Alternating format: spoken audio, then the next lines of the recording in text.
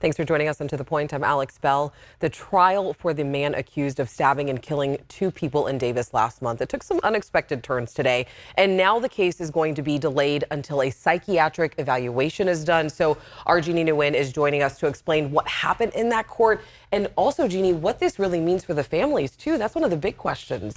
Alex, basically, Carlos Dominguez's trial is going to be delayed unless he's competent. Now, at this point, we still have to wait to see what doctors say about his mental health. And during today's court hearings, Dominguez tried multiple times to address the judge. Month after Carlos Dominguez was arrested and charged with 2 counts of murder and attempted murder following a series of stabbings in Davis, he faced a judge again, and his attorney had a request. Your Honor, it is my firm opinion that my client is not mentally competent. I'm therefore requesting that the court initiate competency proceedings pursuant to Penal Code Section 1368. The 21-year-old former UC Davis student tried to interrupt his attorney multiple times during the hearing. Just a moment, sir. Criminal defense attorney Mark Rocklin is not involved in this case, but has been following it closely. Because of the request for a psychiatric evaluation, Rocklin says trial will be delayed. They'll always pause the criminal proceedings until the person is restored to competency, and that could take their life. If in their lifetime they're never restored, then that's the answer. Now, if they are restored even at the very end of their life, they can bring them into court and try them. Towards the end of the hearing, Dominguez himself had a request for the judge. I don't want an attorney. I would like to take it on myself if possible.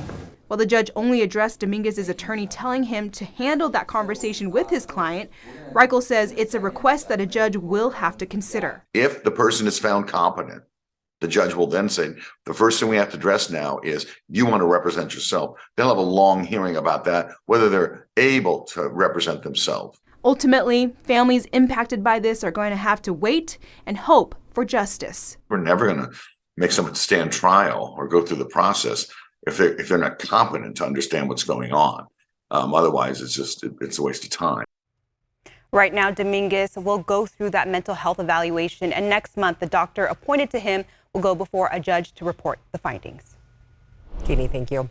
Let's head out to Stockton because a lot happened over the weekend. 3 people are now dead after a string of separate shootings, including one at a sideshow. So that shooting happened just before 1 this morning at the intersection of B and 8th Streets. One witness said that he heard shots fired and the victim driving away. The man then slumped over the wheel. A crowd of people then ransacked the car and grabbed what they could from the victim. A community leader we spoke with today said that everyone has a role to play in stopping the violence. We need to talk to the people who are closest to us and really begin to speak to our relatives. The reality of it is the same people, the older generation that's watching these news broadcasts, it's their grandchildren, it's their relatives who are in our city doing the things that are definitely breaking our heart. And as we mentioned, there were 2 other separate shootings. A 55-year-old man was shot and later died outside the city's iconic Civic Auditorium. Then Saturday afternoon, 45-year-old Juan Pacheco of Stockton was found shot and killed at South Aurora Streets and Scotts Avenue. The motives are still unknown at this time. And here's what else people are talking about today. The Rocklin community is mourning a beloved father who died while trying to help some ducklings cross an intersection. First responders tried to save Casey Rivera after he was hit by another driver and he died on scene. If you would like to support Casey's family, we do have information at abc10.com/links. And we do know that it's warming up. A lot of people are heading out to the water, but we cannot stress enough how dangerous the waters are right now. So the young man who was swept away in the American River in Auburn back in April, on April 29th, has been identified as Victor Nguyen. The 22-year-old from Antelope was found at Folsom Lake near Rattlesnake Bar on Friday. The Placer County Sheriff's Office says they are still searching for the person who was swept away at Yankee Gyms on Mother's Day. And then the bodies of a 4-year-old boy and an 8-year-old girl have been recovered after falling into Kings River out in Fresno County. Search and rescue crews found the girl's body near Pine Flat Dam an hour after being reported missing, and then the boy's body was spotted this morning nearly 2 miles downstream from where he initially fell into the river. The Kings River remains closed to the public. And another story that we have been following about the Sacramento City Unified School District is because that they need to make changes to ensure all students have equal access to education. And that includes reducing the disproportionate discipline rates of students with disabilities, especially among Black children. So as Candace Redd explains, it's all part of a settlement in a discrimination lawsuit between the district, students, and a Black-led organization.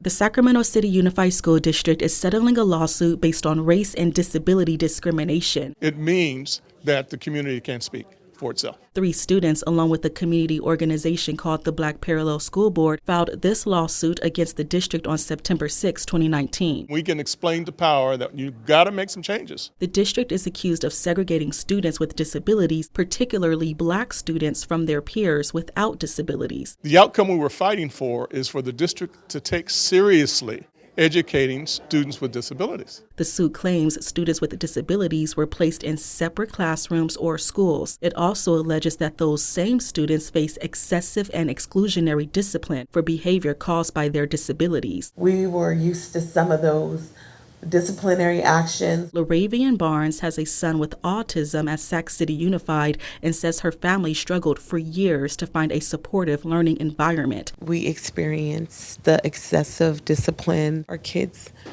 can be educated with their peers in general education and not segregated and separated. The district reached a settlement with students and the Black Parallel School Board on Friday. It specifically seeks action on reducing this disproportionate discipline. The settlement requires an independent monitor to review existing data on the district's special education and school discipline practices. An action plan must also be implemented to ensure all students have equal access to a quality education. It focuses on substantially reducing segregation, so education of students with disabilities away from their classmates. The Americans with Disability Act says you're not supposed to do that. Every child needs to be included in education and not segregated.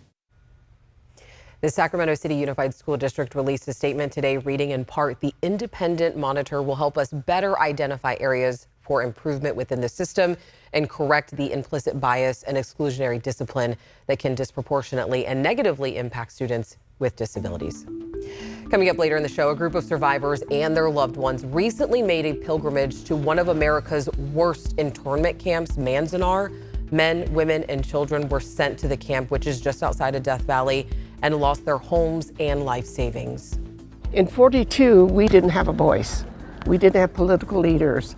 No one supported us. They didn't know us. And so the thing that we want to say is we have a voice now. Some of the few former detainees alive today gave ABC 10 the chance to follow them back to Manzanar. All right, well, we made it to 94 degrees for a high in downtown Sacramento today, about 10 degrees above our average high for this time of year. But I'll tell you what, it's the last day with the hot and spicy weather because we're going to be in those 70s by the end of the week. I'll break the forecast down coming up. Brendan, happy Monday. Hi, Alex. Happy Monday. You're thrilled to be here on an evening, aren't you? I love hanging out with you on To The Point and all the rest of the evening crew. It's, and it was nice and hot today. Morning, so. I know. Yeah, it was hot today, right? We made it to 94 for a high temperature. Go ahead and take a look at these graphics here. 94 is what we made it to. 83 is our average high for this time of year downtown Sacramento. Thankfully, nowhere near the record high for today, which was 103 set back on this day in 2000. I'll save those triple digits for later down the road. But yeah, 94 today. It is hot. We're right now 87 degrees in Sacramento, 87 in Elk Grove, 90 Stockton, 89 in Modesto. If you're tired of these temperatures, though, I got some great news for you. This 87 degrees that we're at right now, not even going to make it there. Tomorrow afternoon, we are done with the upper 80s, low 90s, at least for the foreseeable future. As we go through this evening, we'll move through those 70s down into the 60s by the time we get towards 11 o'clock tonight. Some clouds building in. That's going to make for a partly cloudy to mostly cloudy morning, about 58 in Sacramento by the time we wake up tomorrow, 52 in Elk Grove, 53 Stockton, and 63 in Modesto. As we look at high temperatures tomorrow, seasonable with an exclamation point. The start of the month of May, we were way below average. Over the last 12 days, we've been way above average. So finally tomorrow, we're going to be right where we should be. That average high, 83 degrees, 84 in Sacramento tomorrow, 81 in Elk Grove, 84 Stockton, 85 in Modesto, about 75 in Placerville. We'll even get a nice delta breeze developing tomorrow evening. evening. So Tuesday evening and really the rest of this coming week is going to be so nice as we're going to be right where we should be. Low pressure has finally displaced the high that's been parked right over the west coast. So we're going to stay cool not only through this week, but through the Memorial Day weekend as well. We're going to be in those low 80s from Saturday through Monday for, again, the holiday weekend. As we look the next 10 days, again, no more 90s. In fact, Friday, highest temperature on Friday, 78 degrees. That is about 4 degrees below where we normally are. But still, Alex, I mean, if you are a fan of the seasonable weather, the not too hot, not too cold, these next 10 days are for you.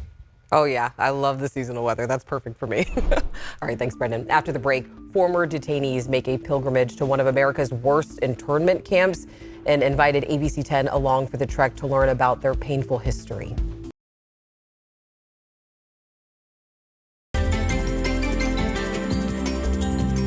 The U.S. government made a fateful decision after the attack on Pearl Harbor. They rounded up more than 120,000 people of Japanese descent and incarcerated them in internment camps. And they were kept in those camps for 3 years under suspicion of espionage. And now, more than 80 years after their release, a group of survivors and their descendants made a pilgrimage back to one of those camps.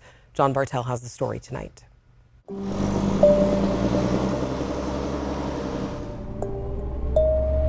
Yesterday, December 7, 1941, a date which will live in infamy.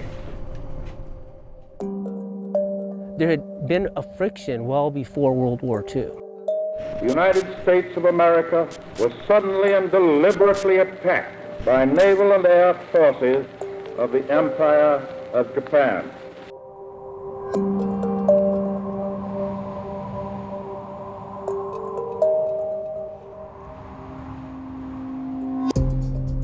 Following the attack on Pearl Harbor, President Franklin Roosevelt signed Executive Order 9066, often referred to as the Japanese Relocation Act. They couldn't figure out who was loyal to Japan, and if you looked like the enemy, you were suspect. In a matter of months, more than 120,000 Japanese Americans were forcibly removed from their homes and bused to one of 10 different internment camps built in the western United States. I would have dreams, and I had dreams into my adulthood. One of those internment camps was Manzanar in southeastern California. It just brings back all these strange emotions. On land that was raw, untamed, but full of opportunity. Here they would build schools, educate their children, reclaim the desert. Rooms were basically 20 by 25. You had three things. You had a cot for each person, a stove, and a light bulb. That's it. The federal government told the Japanese that the internment camps were for their own safety and kept them there for over 3 years.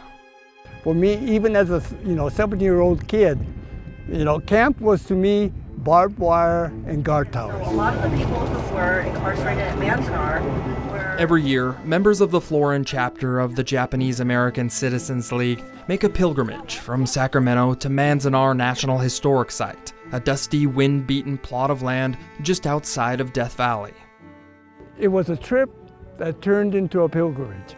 Few internment camps are as well preserved as Manzanar. That's why Stanley Umeda makes his pilgrimage here instead of Jerome, Arkansas, where he and his family were incarcerated. This is his 15th visit. I recall this place more as a place of honor than of disgrace, because this is where we survived. We are setting a standard for the rest of the world in the treatment of people who may have loyalties to an enemy nation. Despite the propaganda put out by the federal government, survival here was hard, and conditions were not good.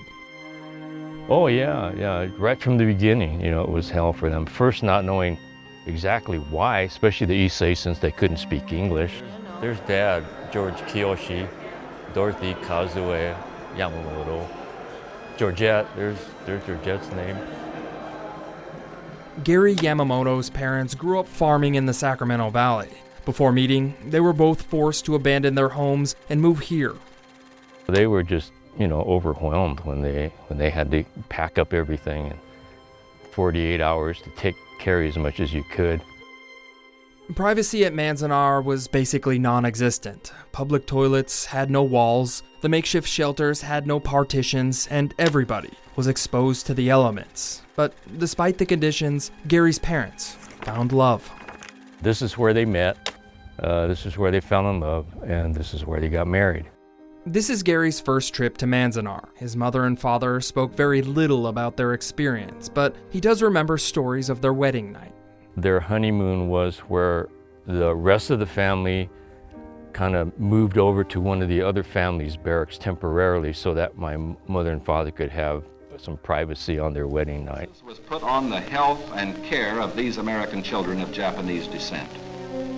The children who were sent to internment camps are some of the only incarcerated living people today. In the 1940s, the federal government's propaganda painted a rosy picture of their treatment inside these camps. But throughout her childhood, Christine had nightmares from the ill treatment she received. But essentially the dream was being placed in a panel truck without windows. They slammed the door, it's black and screaming. That's my dream. The nightmare that Christine had comes from her memory of catching pneumonia and being forced to recover in a hospital alone. After that recovery, Christine and her family were relocated to 2 different camps, Tulare, California, and Topaz, Utah. Like many children in these internment camps, trauma followed Christine, but she feels the need to visit these internment camps so she can share her story. For a teenager, you can imagine that privacy was the biggest issue. I think, so what? This happened to us, but what is the lesson to be learned? In 42, we didn't have a voice. We didn't have political leaders. No one supported us. They didn't know us. And so the thing that we want to say is, we have a voice now. We need to stand up, speak out for ourselves and for others. We're here today to right a grave wrong. We must recognize that the internment of Japanese Americans was just that, a mistake. It would take more than 40 years for the federal government to admit they were wrong. In 1988, President Reagan signed a bill giving surviving members of the internment camps reparations of $20,000. They have never apologized for anything. This is the first apology, and that meant so much to get that letter of apology. The unthinkable happened today. The World Trade Center, both towers, gone. Just 13 years after President Reagan's apology, America almost made the same mistake again. Preventative campaign of arrest and detection of lawbreakers. America has grown stronger and safer. Our country has not really learned, because during 9/11, they were already considering rounding up Muslims. Manzanar National Historic Site is here for the people to remember. Yeah, I'm going to have such a much deeper appreciation for the way my ancestors withstood this. A site to remember the wrongs that the federal government committed towards Japanese living in America. Those of us who have survived these camps must share in order so that it will not happen again. From Manzanar National Historic Site, I'm John Bartel.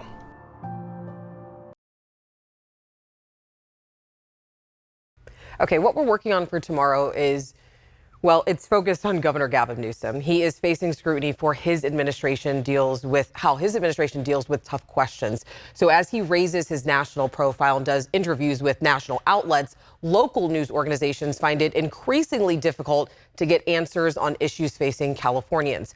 Thousands of disaster survivors are joining calls for more transparency and accountability from the governor and his administration, like those who are waiting for settlement money from PG&E, even though the company has been out of bankruptcy for nearly 3 years. He doesn't care. Isn't the governor supposed to be for the people of the state that he lives in? The governor is not obligated to answer our questions, but to physically block reporters at an event from even trying to do their job, it's beyond simply ignoring a question. Then it becomes obstruction. The governor has rejected our repeated interview requests for the past 5 years. Investigative reporter Brendan Ritteman takes a deeper look at this trend tomorrow at 6:30, right here on To The Point. As always, we want to hear what's going on in your community. You can reach out to me and the team. We have Instagram, Facebook, or you can just always email us at tothepoint@abc10.com. Have a great Monday night. I'll see you tomorrow on Tuesday.